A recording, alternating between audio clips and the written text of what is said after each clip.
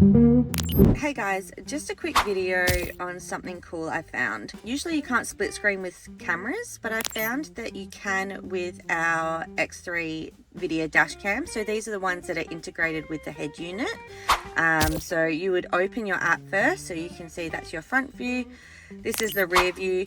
I do find it's pretty cool because that way I can still see if I've got a trailer load on the back. So what you want to do is you open that app first, and then you go into split screen, and then you got to hold it and drag it to the side, and then you've got your CarPlay there. So that way when you're driving, you can see your maps as well as see your load out the back. So this is with the Vhedia dash cam. So that's front view and back view. Pretty cool.